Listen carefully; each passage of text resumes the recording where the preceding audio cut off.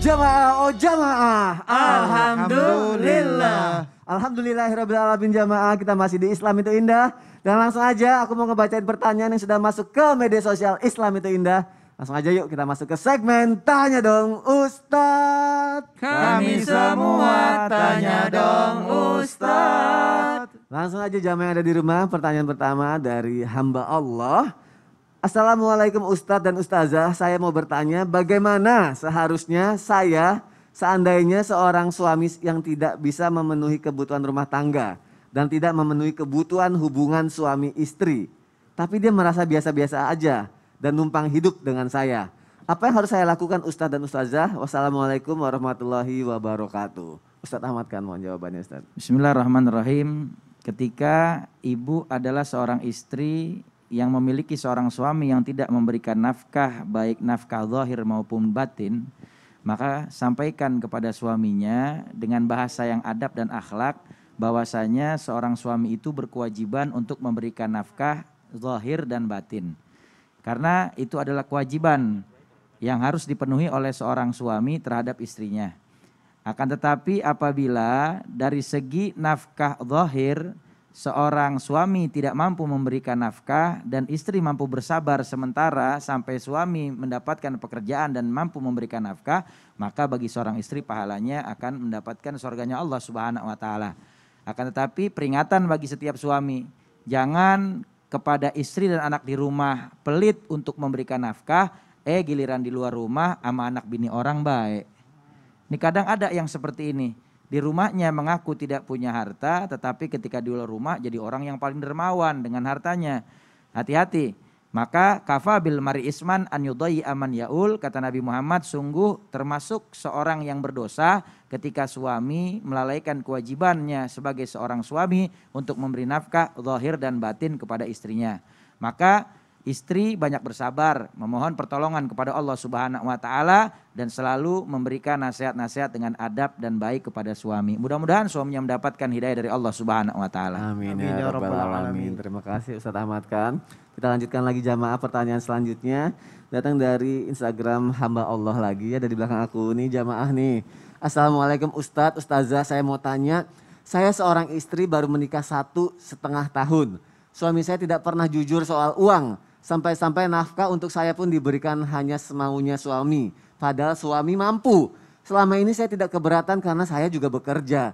Tapi lama-lama saya merasa disepelekan sama suami. Sekarang ini saya menggugat cerai suami. Selama pernikahan saya dan suami kredit rumah dengan DP rumah suami yang bayar. Sedangkan cicilannya saya yang bayar.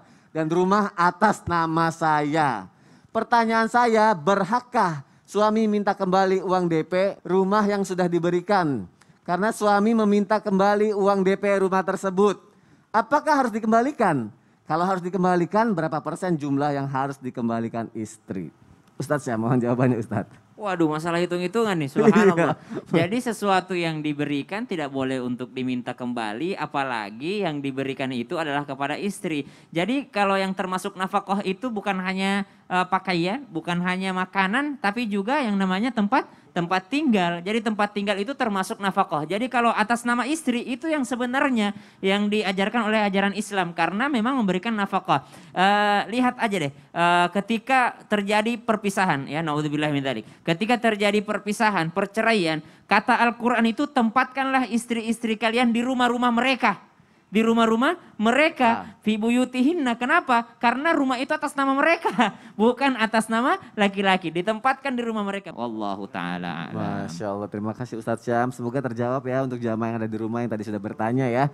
Pertanyaan selanjutnya jamaah sekarang datang dari Instagram @justisio_15. Aku bacain jamaah, mungkin jamaah juga bisa lihat ada di belakang aku ya.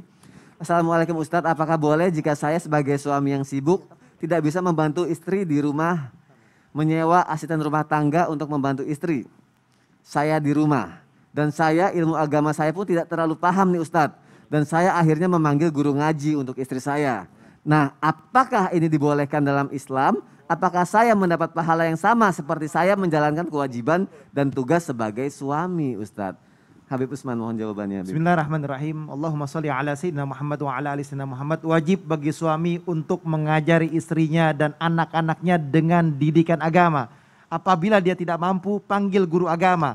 Kalau misalkan dia tidak memanggil guru agama dan juga dia sibuk dengan urusan dunianya, nanti anakmu, istrimu akan nuntut di pengadilannya Allah Subhanahu wa taala. Jangan sampai kamu celaka di sana. Intinya panggil guru ngaji, insya Allah kamu dapat pahalanya sama seperti apa yang kamu mau ajarkan atau kamu tidak bisa ajarkan kepadanya. Yang penting bismillah, insya Allah suami dapat pahala.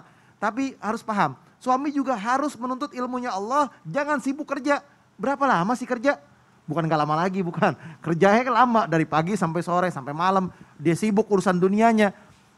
Orang yang cinta dunia, orang selalu mencari dunia, gak ada keberkahan di dalamnya. Carilah akhiratmu.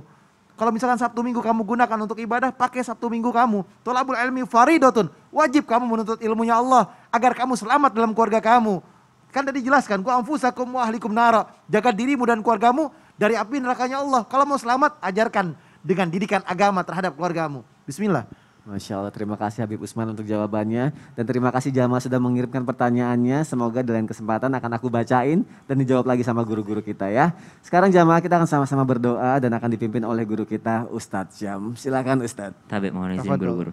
Bismillahirrahmanirrahim. Alhamdulillahi rabbil alamin. Allahumma salli ala sayyidina Muhammadin wa ala alihi wa sahbihi wa sallim. نعوذ بكلمات الله التامات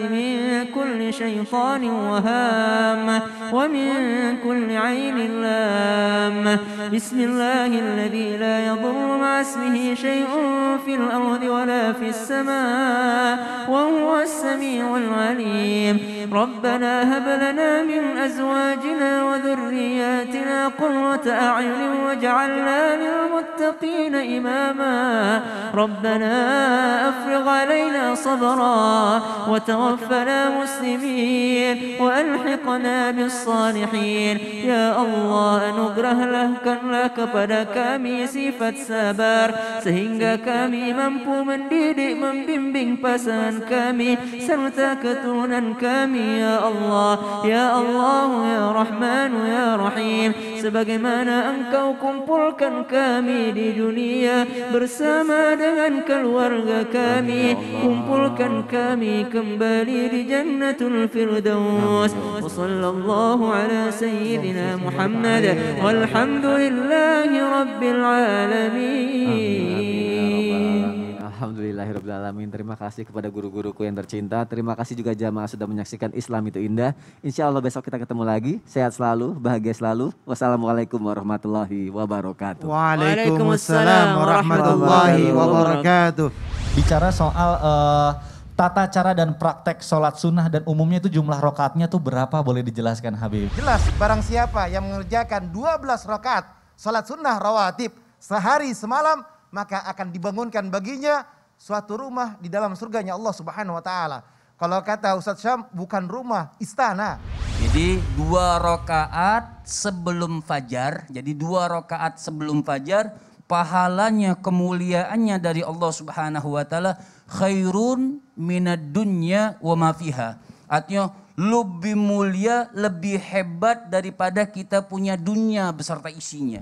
4 rakaat salat qabliyah zuhur, maka dilakukan ini, maka Allah Subhanahu wa taala haramallahu 'alan nar. Allah akan mengharamkan bagi mereka yang namanya neraka. Haramahullah.